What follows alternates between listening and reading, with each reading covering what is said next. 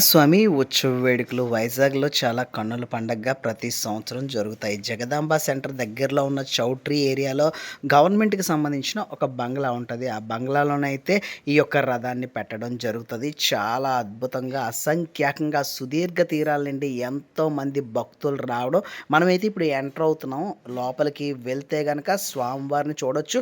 కానీ నిజంగా మన వాళ్ళు, మన పూర్వీకులు ప్లానింగ్ చాలా అంటే చాలా అద్భుతం అండి. ఒక గుడి, దేవాలయం దగ్గర కొన్ని షాపులు ఏర్పాటు చేసుకోవడానికి చాలామంది వర్తకులకి నిజంగా వ్యాపారాలవి నిజంగా మనం ఏం పండగ చేసినా సరే, పండగలోని ఎంతోమంది వ్యాపారస్తులు బతికే విధంగా మన పూర్వీకులు అద్భుతమైనటువంటి ప్లానింగ్ అండి. ఎంత బావుంటదంటే ఇక్కడికెళ్లారంటే మనం చాలా ఒక ఎగ్జిబిషన్‌కెళ్ళాము. ఎక్కడికైనా ఎళ్తే ఏ ఫీల్ ఉంటదో, ఆ ఫీల్ ఉంటది. ప్లస్ మనకి జగన్నాథ స్వామి వారి ఆశీస్సులు గూడా ఎందుకనుకుంటున్నారు, చూస్తే గనక భలే ఉంటదండి. లోపల పరిసర ప్రాంతాలంతా చాలా బావుంటాయండి.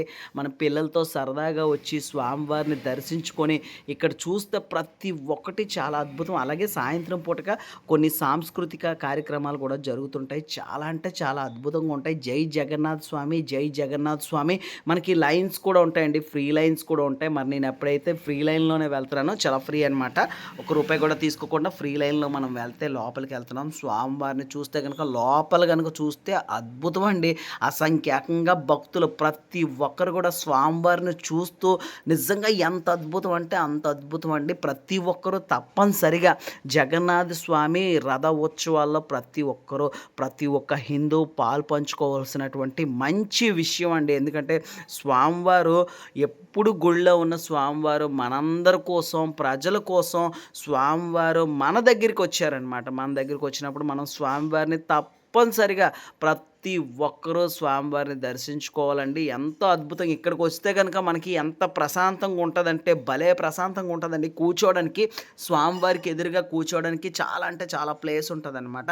అక్కడ మనం కూర్చొని స్వామివారిని మదిలో కొద్దిసేపు ధ్యానించుకొని చాలా ఇక్కడ ఫీల్ వెరీ గుడ్ అండి. ఎంత బావుంటదంటే ఇక్కడికొస్తే గనక మీకు ఫీలు ఒక్కసారిగా మీకున్న బాధలన్నీ మర్చిపోయి మీరు మళ్ళీ కొత్త జీవితాన్ని మొదలుపెట్టే ఫీల్ అయితే వస్తదండి. నేనైతే ప్రతిరోజు వెళ్తుంటాను. నాకెందుకంటే ఇలా గుడులకి అవి ఎళ్ళడం చాలా అంటే చాలా సరదా అండి. ముఖ్యంగా ఇక్కడికొచ్చిన ప్రతి ఒక్కరు మనం ఒక్కలం కాదండి. మన కుటుంబ సభ్యులందరూ గనక వస్తే ఎంత సరదాగా ఉంటదంటే అంత సరదాగా ఉంటదండి. మరి ఎంతమందంటే మన వైజాగ్ వాళ్ళు కాదండి, ఎక్కువ బయట నుండి ఎంతమంది వస్తుంటారు. ఇక్కడ ఒక నాగసర్పం అద్భుతమైనటువంటి నాగసర్పం ఉంటదండి. అక్కడ మనం కొంచెం ఆ నాగసర్పాన్ని పూజించుకొని ఆశీర్వాదం తీసుకుంటే మనందరికీ చాలా అంటే చాలా బావుంటదండి.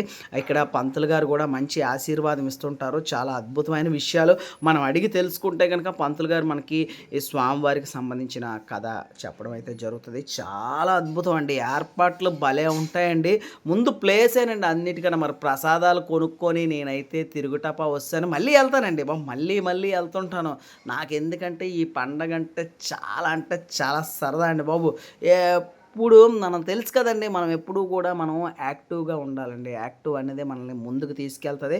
మరైతే ఉంటాను ఫ్రెండ్స్. ప్రసాదం కొన్నాను. భలే టేస్ట్‌గున్నాయండి. భలే!